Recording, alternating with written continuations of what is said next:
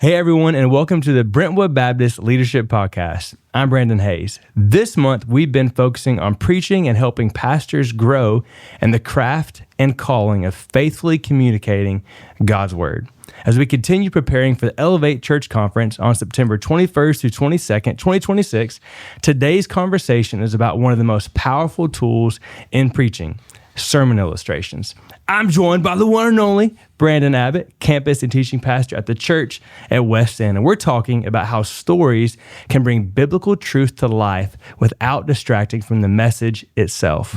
Let's jump in. Let's do it. Dude, I was pumped when I saw that you are doing this topic. It's the Brandon and Brandon show, man. It is, the Brandon show. This is so good. Sure. No one knows how to address this because they're like, Brandon, and we're both like, what? We both. So really, it's a 2-for-1. You ask, and you're going to get two answers. That's right. Yeah, that's awesome. Well, I'm glad you're doing this too. Thanks for having me on. Yeah, man. I'll say, I think even in just conversations, you're a great storyteller, which that's part of illustration sometimes, right? And so I think for listeners checking this out, man, a gift to hear from you. Well, you're kind of say that. Thanks, man. I mean that, man. And likewise, too, we do come, of course, when you're from North Alabama, everybody's a storyteller. And my family, long line of just storytellers. But I think the danger in that is you make everything a story, right? Yeah. Not everything needs a story. Sure. Yeah. Right. But I think when you're preaching, So if you were to preach a sermon, and it could be, well researched, and it could just be the most sound theologically, and you could drop some just truth bombs in there. Yep. But if there's no flesh on that skeleton, if it's just the raw thing, there's going to be a few people that'll be like, yes, I loved that. That was great. But most people, they need something to look at. That's right. Yeah. And so illustrations do kind of serve their place there. 100%. Yeah. 100%. On that point, if someone were to say, which I haven't met many people like this, met a few, if a guy was to say, hey, just preach the word. You don't need any of that stuff. What would you say? Maybe it's what you just said. But if I'm honest, I feel like it's typically been a really young preacher who's fresh out of seminary who I've heard that from. Of man, just preach the word. You don't need any kind of illustration. What would you say? Well, I think that one of the biggest misses when we preach is a failure to understand how it's going to be received, how it's going to be heard, right? And so if you and I are throwing a football out back, it does not matter how tight my spiral is and how good my arm is. If you can't catch the ball, then that's not a successful transaction. He just gave illustration. It's illustration. See what we did there? Yeah. And so I do think it's critical. On the flip side, I think there are a lot of times people use illustrations and it's really just for the illustration's sake. Yeah. I mean, how many times have you talked about young preachers? I did this when I first started and probably do now. There's an illustration, there's a story. My people have got to hear this. It's so good. What's the text? I don't know. We'll make it fit. That's right. Yeah. We'll make it fit. I never will forget, and this goes to an illustration for illustration's sake. When it goes wrong, Louis Grizzard was a writer, a humorist from Atlanta. He did some stand-up, and I remember him telling a story one time how what he really wanted to know was where boneless chickens came from. And so he got to researching it, found out there's a farm down there in Marietta, Georgia, where they grow these boneless chickens. And he says, it'll break your heart watching them try to walk, And it occurs to me that an illustration for illustration's sake is like a boneless chicken trying to walk. It's fun to watch. Okay. It may make you laugh, may make you cry. Yep. But it's not moving anyone anywhere. Yeah, it's great. So that's really where the criteria is. Well said.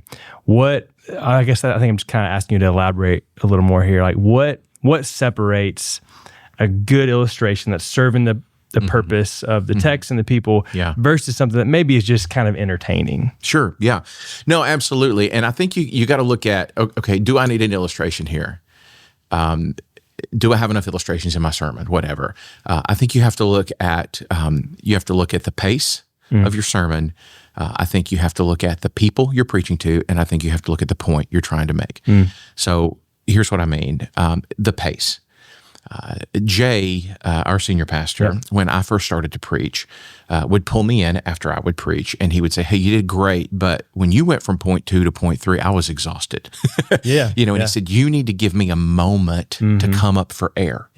You need to give me a moment to breathe, to let my brain relax a little bit and just listen to a narrative." And so I find myself naturally placing a lighter illustration in that spot in my sermon, just naturally. So the pacing is important. You're taking people on a ride, and sometimes you're holding them underwater, and sometimes you got to let them breathe, okay? But you got to think about the people too. So certain theological points for my congregation are easier to understand, and some are harder. And it's different at Harpeth Heights. You know your people. And any preacher that isn't also a pastor is going to struggle because he has to know his people. And can they catch this ball or not? And so if it's a ball that's harder to catch, I might need an illustration here to either ease them into it or to make sure they understand exactly what I'm trying to say, because that's the last one, the point. There are certain points that are just too important to just state and let it go. For sure. Right. Now, sometimes where you place that is important, because if I've got a point that I make and then I try to put an illustration that's kind of humorous in there, I've actually had congregants say, "Man, you had me in that moment with what you said, and I was really thinking about that, and then you told a joke and the moment's gone. The tension was gone." They said, "Great joke, by the way," but the moment's gone. So I didn't hold them underwater long enough there. So it really depends on the pace, the people, and the point. What's being said. It's great. It's great. To the point of like distraction that you bring up. So even yesterday, we're doing 1 Corinthians 11, talking about Lord's Supper. And so I was trying to get into the history behind this, where it's all coming from. So taking it back to the Passover. And I had put in my slide deck a picture of a little lamb as I'm going to talk about Passover. Well, I should have given better clarity to our tech guy, our tech director, but the picture of the lamb came up. I was almost through talking about Passover, and the picture comes up, and it's this, and this is on me. I should have anticipated this. It's a really, really cute picture of a little lamb. And I didn't anticipate this, but I'm like in the middle of talking about Passover. I'm like, working towards the cross. I'm almost there, and then all of a sudden this lamb pops up, which is in a way is like an illustration, right? I'm giving them a picture on the screen. And the whole crowd, and which it just totally derailed me. I started laughing. I was like, it took them somewhere else. 100%. 100%. And so that was one of those, that was more of an accidental, just kind of bad timing. And where I missed it was I should have anticipated. But this is such a cute lamb. It's going to distract them a little bit. And so, again, I'm not beating myself up for that, but it was like a picture of what you're talking about of hey, man, if the timing is not right, man, it can actually distract from what you're trying to do is create a more clear picture for them. And instead, I just pulled them away from the moment. And the whole point to an illustration, right, is, and probably more than this, but ideally threefold. Number one, you want to engage them. So an illustration will draw them in. A story will draw them in attention-wise. They will lean in to what you're doing, right? But at the same time, you want them to relate. And so what a story does is, when I start telling a joke, you immediately start thinking of a joke, that's just how we are. So when I'm telling a story about my family, they're thinking of a story about their family. So now you've involved them. So you engage them, and then you involve them in a relatable way for the purpose of informing them, because what you're doing when you're giving an illustration is you're clarifying. So, when you talk about the structure of an illustration, I think about it like taking a picture. Okay. So think about when we first started this episode, and I told you that dumb story about Louis Grizzard and those boneless chickens in Marietta, Georgia, right? The first thing I did was we talked about the point we were trying to make. Okay, that an illustration for illustration's sake is not good. Okay, so then what you want to do is it's like taking a picture. You want to aim at what you're looking at. Then you need to focus. That's the illustration. Okay, so that focuses them on the point you're trying to make in a way that only a story can do. And once you've got them there, then you take the picture. So I told you the story, and then I elucidated on how that illustration actually illustrates our point. So good. Right? So it's a 3-step process there. You aim, you focus, and you shoot. So good. And that's what an illustration hopefully should do. I'm asking you to kind of double click on that a little bit. What helps you determine, and you already spoke to this a little bit, but what helps you determine hey, this is a truth our people need me to frame up for them? Like, what helps you, maybe for the listener, if you give us some like things you might actually consciously think through, man, I think our people need this. Yeah, I think Mortimer J. Adler was talking about how to read a book, and he said a book should always move people from one place of understanding to a new place of understanding. To a new place, yeah. To a new place of understanding. And the structure and the content of the book, while it may be enjoyable, while it may be a great way to pass the time or a great accomplishment, really isn't doing its job if it doesn't elevate you from one place of understanding to the next. Yeah. And so I would say anytime in your sermon you realize, hey, this step is a little too high to take by itself, then you need someone to kind of help lift you up there. Yeah. I love something that I think is a little different what you said earlier. Both are true. But like, hey, earlier you're talking about sometimes they just need a breather, right? Like I think sometimes they just... That's true. Or from a different angle, but just the idea of like, hey, they're going to grasp this better or deeper, whatever, if I can give this to them. That's so good. Well, and we talked about relatability already. You know, that was one of the, when you engage them, but you also, you include them. Sermon illustrations are helpful because you stop just being this dogmatic, rah, from the stage, and you start being one of them. Yeah. I mean, biblically, even though we're pastors, we're overseers, we're elders, if you will, we're also church members. And I am no different than that guy sitting right out there. Yeah. He's got a mortgage, he's got kids, he's got college, he's got all these things. And so when I am able to relate to them, it does settle people because they're like, I can listen to this guy. 100%. He knows where I'm going. Yeah, absolutely. So I think something I've heard, and some of this I think could be generational, probably is, of the things that different generations are even taught in seminary, let's say. But I've served with guys who were taught and even really believed they should not talk about themselves. Yeah. And like in any shape or form, like just don't talk about yourself. I, to your point, feel like there's a healthy amount of that, of even just being relatable to your congregation. Now, what are your thoughts on that? So I learned this lesson early on. I did some competitive public speaking when I was in high school. And there was this particular club, and did you dominate? This is the story. So in one club, yes, I had some success. In another club, I thought, you know what, this is not near the competition. This was, so I put no time into the speech that I was going to give. In fact, I heard a Zig Ziglar speech and a story that he told, and I was like, speech is only 3 minutes. I'll just use this story and then I'll talk about it and be done with it, right? Yeah. No problem. I mean, this is not my best day. And I was in high school, so, give me a break, right? Yeah. But there's grace. There's grace there for young Brandon. But so I went, it was a state convention, and I got up on stage and I gave the speech. And I felt like I did a really good job. And then that night, it was the awards ceremony, and I was ready to get up and receive my award, man. And they said, before we give out the awards, we want to give an honorable mention to Brandon Abbott, who gave a great speech. And I was like, oh, okay. No win, just an honorable mention. Yeah. So I was very bummed. I was very surprised, and I was a little confused. And the next day, we had a keynote speaker for this conference, and he was this very dynamic, engaging speaker.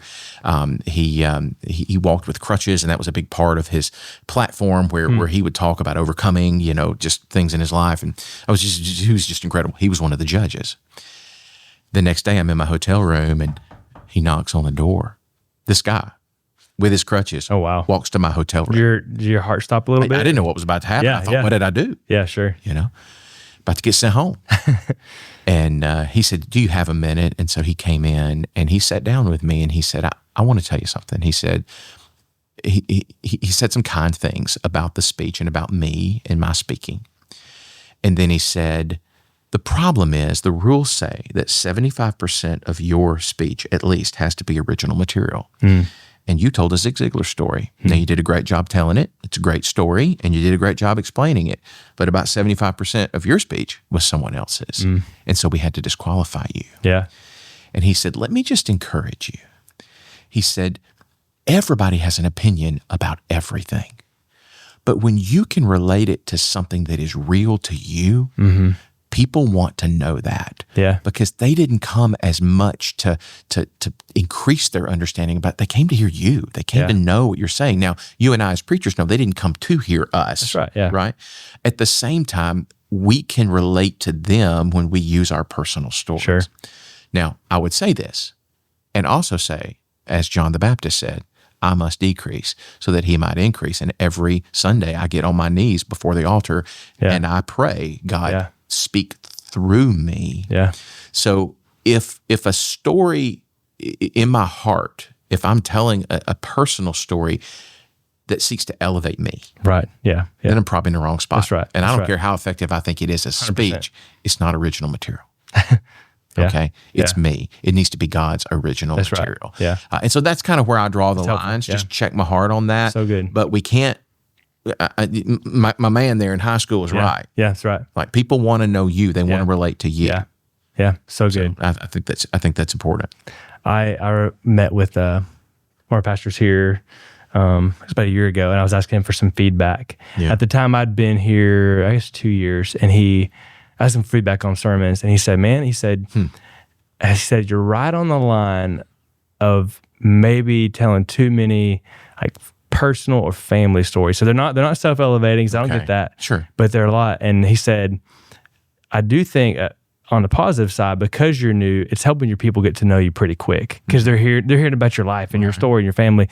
But he said also, like, just be mindful of that. And that was helpful to me, I think, of like, in addition to the idea, hey, it shouldn't be self-elevating, but also just like, there is a line, right? I do want to share those personal stories. It helps people get to know me, relate to me, while also being mindful. I don't know how you draw a hard line, what that is. I think some of that just comes from the Holy Spirit, right? Just, Lord, lead me, guide me, show me. Well, and not every personal story has to have you as the main character. That's right, 100%. I talk a lot about my kids. I talk a lot about, my wife's family or whatever. The other day, I was trying to illustrate the concept of the scales, because if you recall, we were preaching from Proverbs, and dishonest scales are an abomination to the Lord, and I wanted people to understand that concept of how they would weigh something to find out its value or whatever. And I just asked myself, "You've been to Sweet Cece's? Have you ever gone in there?" And I kind of just talked through it a little bit, like how you look at that wall of yogurt and you feel good because it's healthy. It's not ice cream, it's yogurt. But then you turn and there's this buffet of stuff that I hadn't thought about since I was 7 years old. All kinds of cereal and all kinds of, and I made a big deal about piling it up and then going and then weighing it. It's like $24.50, And that wasn't really about me. That was more about them. That's right. That's right. I was using my personal experience, but I was putting it in the frame. I was making them the main character. Absolutely. And they were responding. I was feeling them out, but they knew it. They were laughing. So it doesn't always have to. That's right. A filter go ahead. No, go ahead. A filter that I think has been helpful to me from Haddon Robinson, the late Haddon Robinson. He said, like, kind of 3 different buckets as you're thinking through stories and like things you could share. Like, the ideal story illustration is something that both you and the listener experienced, because you could, like you did with the yogurt, right? You can share from your heart, and like what your experience is very natural, but they also know exactly what you're talking about because they were there. Said the second tier would be something they experienced. Maybe you didn't experience it, but they did. So I remember, this has been a long time ago, but when I was serving out in Texas, I wasn't living in Lubbock when this happened, but there was a year, I think it was probably like 06 or 05, that Texas Tech, the Red Raiders, beat the University of Texas at home. And at the time, University of UT was like number 1 in the nation. Texas Tech was, number 10 or something. It was a huge deal. The Crabtree catch, he made this famous catch, all this stuff. I remember I shared that in a sermon. I didn't experience it. I wasn't there in Lubbock when all the big hoopla happened, because they did. Yes. They were with me. Yeah. Right? The power bank account of authority came from them, right? That's right. And so there has to be some seat of veracity for what you're sharing. So if it's you, then you have to sell that and make sure they know I'm being genuine right now. Right. If it's about them, you have to make sure that you get it correct enough so that you're accurately. Otherwise, it could be, and I don't love doing this, but from time to time, we'll use illustrations that are historical. So an illustration about an army base that got overrun, and there was a sit rep issued, and there was this miraculous rescue. Those are great. Those are fine illustrations, but it's a matter of history. Yeah. Right. So that's where the seat of authority is. There has to be something that says this is real. Even if it's a fictitious story, there has to be an emotional element. That's right. That is real. And not everything has to be a big story. That's right. Yeah. An illustration can be a phrase. So good. It's anything that aims, focuses, and shoots. Gives them some kind of picture. It's just a picture. And honestly, I think a lot of people struggle with storytelling because they don't understand storytelling. They love storytelling. They're entertained by it, but they've never reverse engineered it to understand what's happening. Yeah.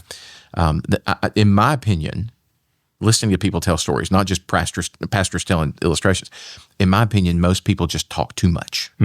They try to explain too much. And you have to, in an arc of a narrative, you have to lead them to the next point. They have to take that step, right? So you can't say, and then. Some of your best storytellers will say, but. Yeah. Or like you have to move them emotionally through that, and don't be someone that knows. Yeah. Trust the listener. Yeah. You don't have to say, now make sure you understand. Yeah. You don't say that. If it's a good enough illustration, they'll track with you. Yeah, for sure. I think sometimes, to your point, it's fun when you give an illustration and you can tell. I still end up, normally like tying it back to scripture, but you can tell even if I just stopped with the story, they know where I'm going. Yeah, that's my favorite. That's all you got to do. They connected the dots already. So fun. And you hear them laughing, or hear them. It's like, I see you're already with me here on this. For sure, and it's great interaction. Yeah, when that happens. And my congregation is small enough to where if I see some kind of interaction, a lot of times I can, oh, Rob, that happened to you too. And it ends up being the funniest thing. But I've also found in terms of like how to tell a story, it doesn't have to be sequential, and it doesn't always have to be linear. You don't have to start with Once Upon a Time. Yeah. If you start with a bit of intrigue, you immediately draw them in.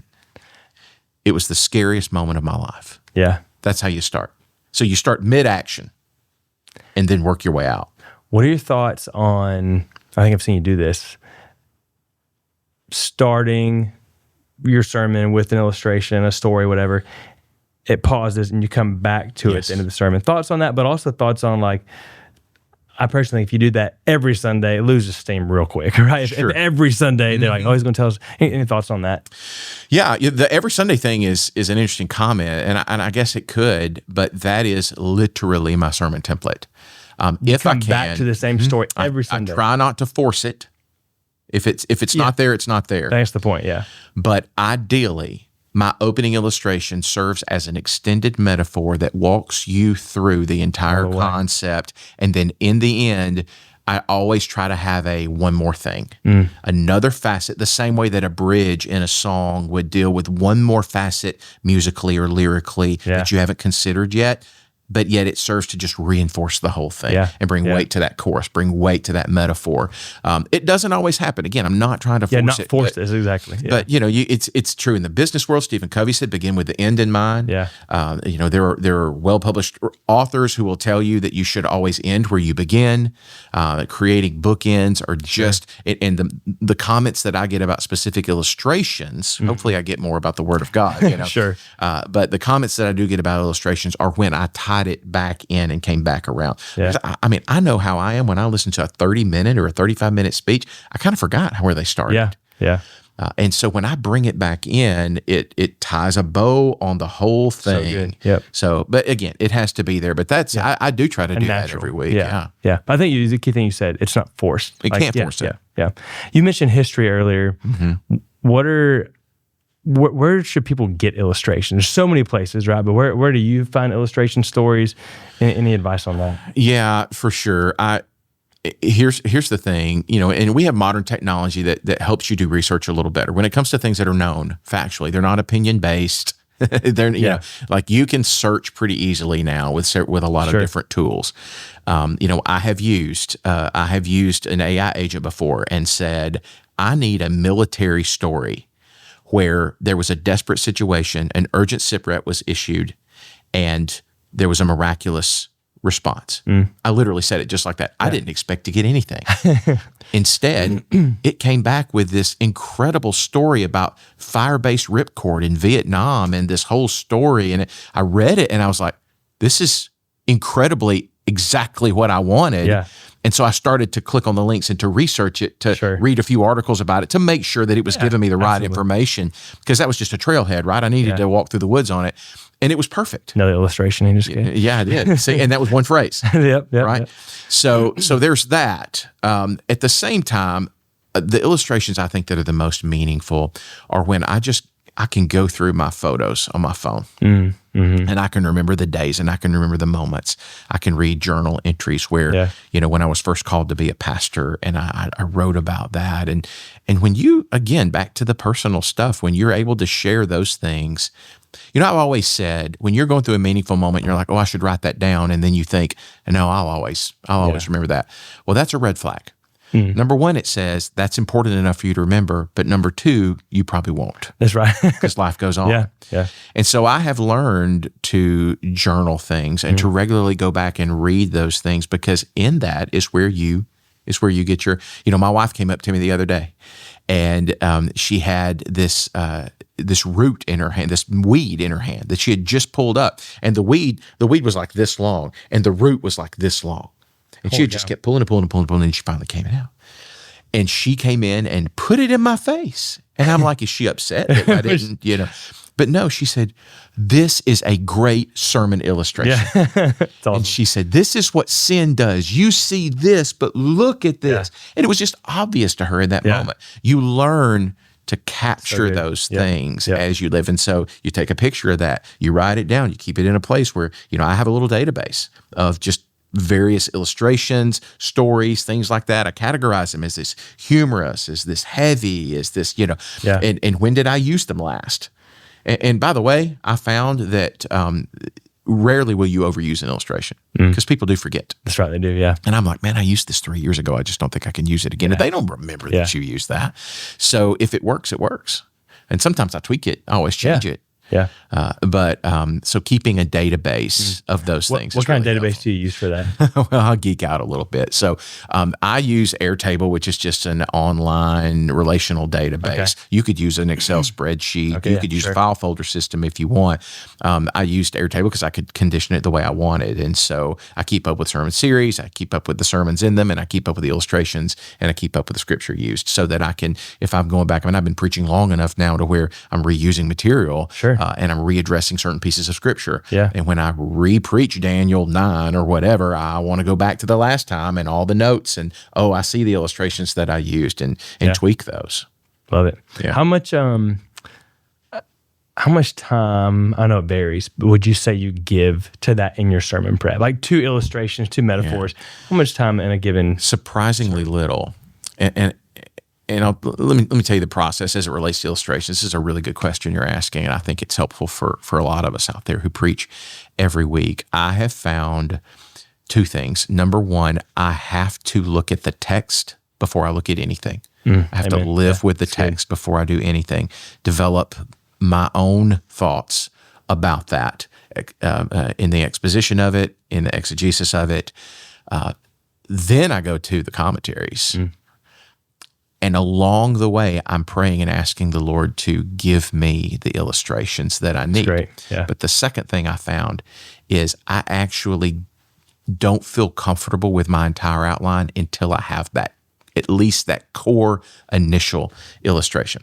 Now, in my research, you're weaving it through the whole thing. Yeah, because you're weaving it through the whole thing. Now, as I'm researching, and I use Scrivener to write my sermons and compile them, and so as I'm researching, I'll think of an illustration. It may or may not work, but I'll throw it over in the illustration folder, tag it in the right color, so as I'm looking through my notes, I can go back to illustrations and go, actually, now that I know where I'm going, that one doesn't work. Yeah. Actually, that's a good way to frame the whole thing. That's a good way to aim, focus, and take the picture. And so that becomes my opening illustration. So that's the case, but most of the time that I spend on illustrations is my margin time. That's the time when I'm chewing on this idea. I'm meditating a little bit on the parts of Scripture and the things that I'm expositing for people, and that's when the Lord gives me, hey, don't forget what happened the other day. So good. With your kid or whatever. Like I was just telling somebody a while ago about we were meeting with our worship team, and I said my son was